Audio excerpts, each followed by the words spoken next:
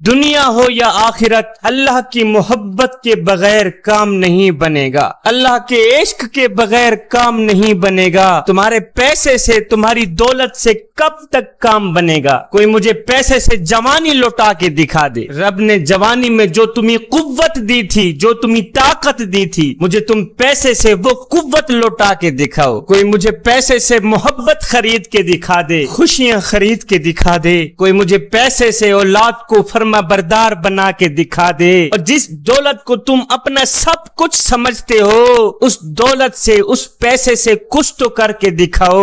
نظریں کمزور ہو گئیں، اللہ نے آنکھوں پہ اینک چڑھا دی، اب تم مجھے پیسوں سے اینک اتار کے دکھاؤ۔ اللہ نے کانوں پہ آلے لگا دیے، مجھے پیسوں سے آلے ہٹا کے دکھاؤ۔ جوانوں، پیسہ کیا ہے؟ دولت کیا ہے؟ پیسہ تو تھوڑا سا کام آنے والا ہے۔ گھر میں لائٹیں لگی ہیں، اگر ایک ماہ کا بل نہ دیں تو کنیکشن کٹ جاتا ہے، بجلی کٹ جاتی ہے۔ مجھے بتاؤ، ہم ساری زندگی دیکھتے رہے اور دکھتے رہے، میرے کریم رب نے آج تک بل نہیں مانگا، آج تک کنیکشن نہیں توڑا ہے۔ بل تو جہاں رہ گیا، ہم تو اس مالک کا شکریہ بھی ادا نہ کر سکے۔ آپ ذرا اپنے چہرے کو دیکھیں نا، 4-5 کروڑ کا تو آپ کا یہی چہرہ ہے جو اللہ نے ہمیں فری میں دے دیا ہے۔ آپ کہیں گے شاہ جی 5 کروڑ کا ہمارا چہرہ وہ کیسے؟ میں کہوں گا تم ایک آنکھ 1 کروڑ میں بیچتے ہو؟ کہو گے نہیں شاہ جی ہم تو نہیں بیچتے۔ اتنی بڑی قیمتی آنکھ بھی بھلا کوئی بیچتا ہے؟ تمہاری ایک آنکھ 1 کروڑ سے بھی زیادہ مہنگی ہو گئی۔ اگر میں تمہیں کہوں ناک کاٹ کے دے دو، میں تمہیں 2 کروڑ دیتا ہوں، تم کہو گے اوہو شاہ جی اتنی بڑی قیمتی ناک 2 کروڑ میں دے دیں؟ ہم تو ہرگز نہیں دے سکتے، ہماری قیمتی ناک کی قیمت صرف 2 کروڑ ہے۔ اب یہ چھوٹی چھوٹی چیزیں ہیں جو اللہ نے ہمیں مفت میں دے دی ہیں، جس کے پیسے نہیں مانگے، جس کی قیمت نہیں مانگی۔ کروڑوں سے زیادہ قیمتی آنکھ، کروڑوں سے زیادہ قیمتی ناک، کروڑوں سے زیادہ قیمتی کان اللہ نے ہمیں فری میں دے دیے۔ یہ اتنے سے چہرے پہ 8-10 کروڑ کی چیزیں لگی ہوئی ہیں۔ آپ ذرا غور کریں کہ ان 2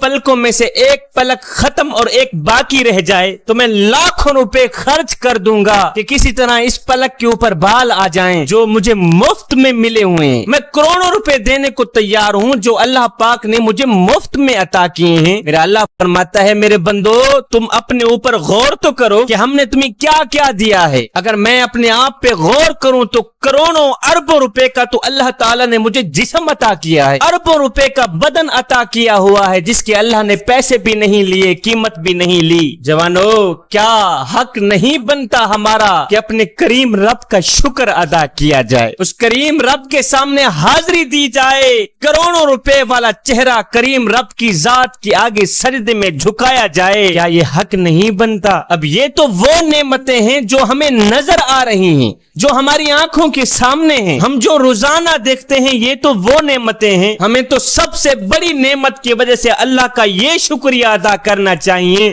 کہ اللہ نے ہمیں اپنے کریم محبوب کا امتی بنا دیا ہے۔ شکر ادا کیوں نہ کروں اس کریم رب کا جس نے آج تک ان نعمتوں کا بل بھی نہیں مانگا۔ میرا اللہ فرماتا ہے اے میرے بندے، میں تو تم سے بڑی محبت کرتا ہوں، تو بھی مجھ سے محبت کرنا۔ میرے اللہ نے حضرت سیدنا داؤد علیہ السلام کو فرمایا کہ اے میرے داؤد، یہ جو نافرمان لوگ ہیں نا، اگر انہیں پتہ چل جائے کہ میں ان سے کتنی محبت کرتا ہوں تو خشیت الہی میں آ کر ان کے جوڑ الگ ہو جائیں اور یہ میری نافرمانی ہرگز نہ کریں۔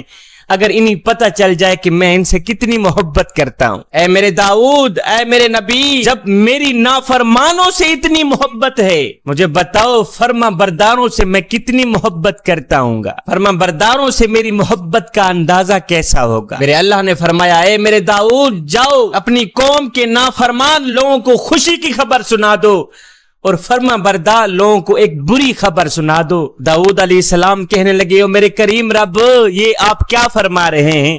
نافرمان لوگوں کو خوشی کی خبر اور فرما بردار لوگوں کو بری خبر، وہ کیسے؟ میرے اللہ نے فرمایا او میرے داؤد جاؤ، اور میرے نبی جاؤ اپنے گنہگار بندوں سے کہہ دو او نافرمان لوگو، تمہارا اللہ فرما رہا ہے اگر تم ایک بار توبہ کر لو تو میں تمہارے سارے کے سارے گناہ معاف کر دوں گا۔ اے نافرمان لوگو، تمہیں معاف کرنے میں، تمہارے گناہوں کو معاف کرنے میں میرے کریم رب کو کوئی پریشانی نہیں ہوگی۔ میرے اللہ نے فرمایا میرے داؤد جاؤ اپنے نافرمان لوگوں کو کہہ دو کہ تمہیں انہیں معاف کرنے میں میرا رب ذرا بھی نہیں گھبرائے گا. تم ایک بار توبہ کر لو, پلک چھپکنے سے پہلے ہی اللہ تمہیں معاف کر دے گا. پھر میرے اللہ نے فرمایا, اے میرے نبی جاؤ نیکوں کاروں کو ڈرا دو, جاؤ نیکوں کاروں کو ایک بری خبر سنا دو, جا کے کہہ دو کہ اپنی نیکیوں پہ تکبر کبھی نہ کرنا, اپنی نیکیوں پہ غرور کبھی نہ کرنا. اگر اپنی نیکیوں پہ تکبر کیا,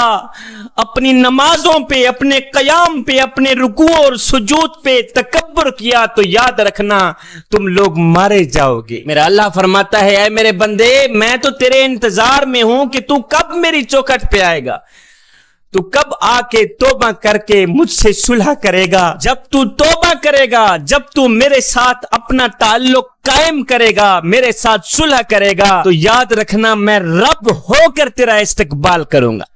سبحان اللہ. جوانو لوٹ آؤ اپنے کریم رب کی چوکھٹ پر. میرا اللہ فرماتا ہے, اے ابن آدم تو مجھے یاد کرتا ہے, میں تجھے یاد کرتا ہوں. اور سن, جب تو مجھے بھول جاتا ہے تو حق تو میرا بھی ہے کہ میں بھی تجھے بھول جاؤں, لیکن جب تو مجھے بھول جاتا ہے میں تو اس وقت بھی تجھے نہیں بھولتا, میں تو پھر بھی تیرے آنے کی انتظار میں رہتا ہوں. اے بندے میری طرف آ کر تو دیکھ, آگے بڑھ کے تیرا استقبال نہ کروں مجھے رب العالمین بھی نہ کہنا. اے بندے جب تو مجھ سے منہ موڑ جاتا ہے تو میں قریب آ کر تجھے کہتا ہوں کہ اے میرے بندے تو میری طرف لوٹ آ, تو میری طرف لوٹ آ, نہیں تو تو ہلاک ہو جائے گا. میں نہیں چاہتا کہ میرا بندہ ہلاک ہو جائے, میں نہیں چاہتا کہ میرا بندہ جہنم میں چلا جائے, میں تو تجھ سے صلح کرنا چاہتا ہوں. فرمایا میرے بندے تو نے مخلوق سے تو یاری لگائی ہے نا, ایک بار مجھ سے بھی یاری لگا کے دیکھنا. تو نے محبوب بھی چنے تو مخلوق میں سے چنے, کبھی مجھے بھی اپنا محبوب بنا کے دیکھنا. تو نے گناہوں کی لذت کو تو چکھا, کبھی میری فرما برداری کی لذت کو بھی چکھ.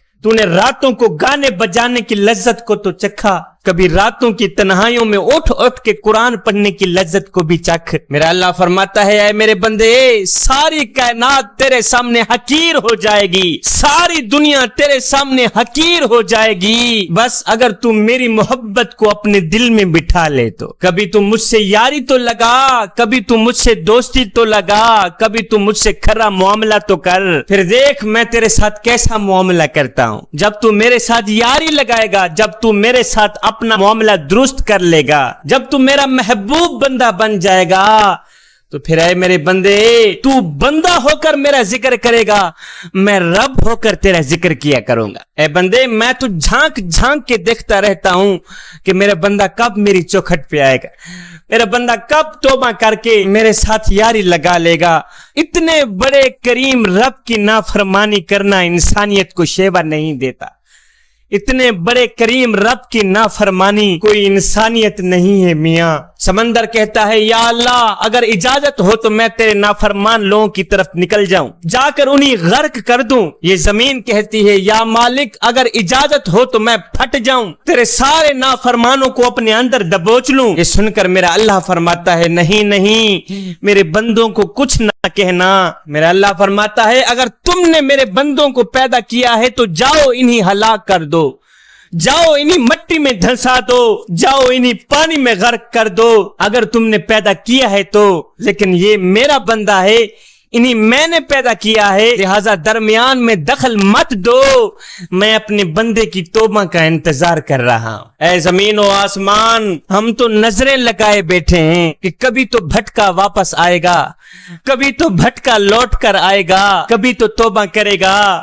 میں کریم رب فوراً ہی قبول کر لوں گا. فرشتو میں ایک دفعہ بھی نہیں کہوں گا کہ اے بندے پہلے کہاں تھا اب کیوں آیا ہے, نہیں نہیں میں اس کی توبہ فوراً قبول کر لوں گا. قارون نے حضرت سیدنا موسیٰ علیہ السلام پر ایک تہمت لگائی, سیدنا موسیٰ علیہ السلام کو جلا لایا. میرے اللہ نے اجازت دے دی, میرے موسیٰ زمین تیرے تابع ہے. سیدنا موسیٰ علیہ السلام نے فرمایا, پکڑو اس بدماش قارون کو, اسے زمین میں دھسا دو. ایک دم زمین پھٹی, قارون گیا اندر. جب زمین کے اندر گیا تو پھر معافی مانگتا رہا, موسیٰ مجھے معاف کر دو, موسیٰ مجھے معاف کر دو. موسیٰ علیہ السلام نے فرمایا اسے اور دباؤ, وہ اور اندر چلا گیا. پھر کہا موسیٰ مجھے معاف کر دو, اے اللہ کے نبی مجھے معاف کر دو.